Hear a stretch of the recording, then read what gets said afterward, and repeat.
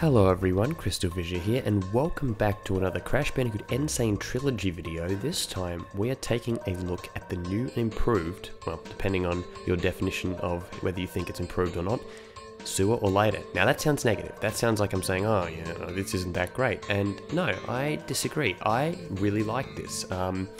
Is it perfect? No, it's not. But there are some nice little improvements I've already noticed in the Crash 2 footage.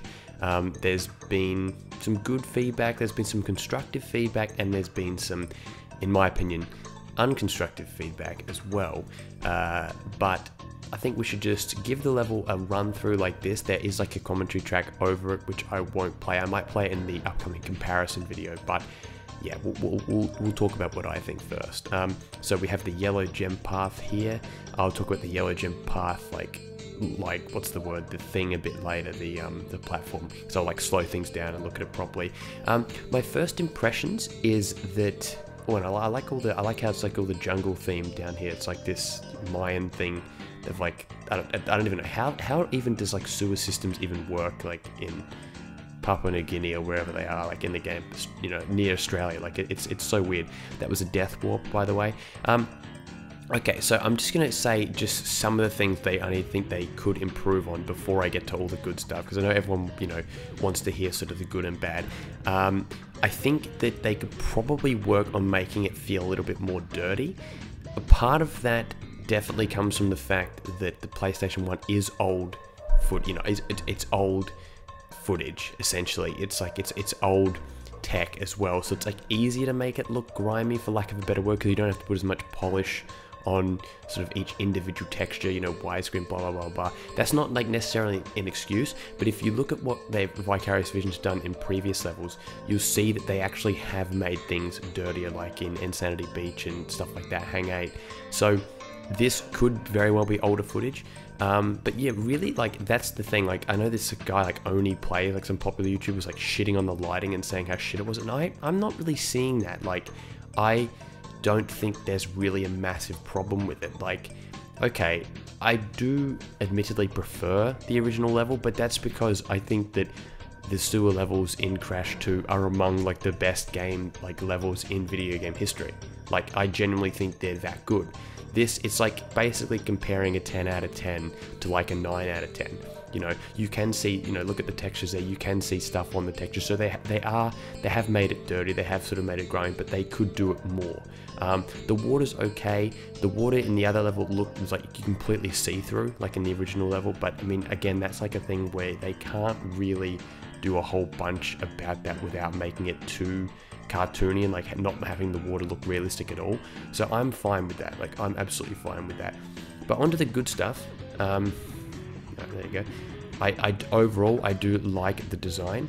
I think that the design of the level is good. I think the texturing is pretty good as well. You know, I like the enemies. The enemies are actually fantastic. I'll focus on them a little bit later. I think the enemies look good, especially this guy here. It's nice, the flamethrower. It's kind of actually easy to judge where you can see the flamethrower, like how far it goes, because in the other one you always get hit. And this bit here is absolutely brilliant. I cannot tell you how absolutely brilliant that is. The whole lighting with that is tremendous. I don't care if people are going to say, oh, that's unrealistic lighting. No, they're fucking magical power crystals, guys. Let's be freaking realistic, all right? Let's be realistic by pointing out the lack of realism there. Like, I mean, you can't. Like, that's the whole point. Is that they're like magical power crystals that illuminate the area. Like, you know, you think about when Cortex finds them, they're just illuminated. So that's an example of something that is genuinely improved by being on, you know, yeah, modern technology, modern consoles, PS4. So there's the gem that's done. There's the warp room. Sort of graphic, pretty. It's, you know, it could be better, but it's definitely not shit by any stretch of the imagination. So there's the water again. Just wanted to show that off a little bit in a bit sort of more detail. I'm just slowing stuff down. You can see the bottom of the platforms there. The nitros now jump, which is fantastic, because I know that I'm pretty sure that originally when we saw them they didn't jump. There's the death animation. You can see he's got his pink underwear on as well. Then that was the death warp as well, just showing off the death warp. There's the enemies. The rats look pretty cool. I actually prefer the cleaner guys. The cleaner guys are awesome.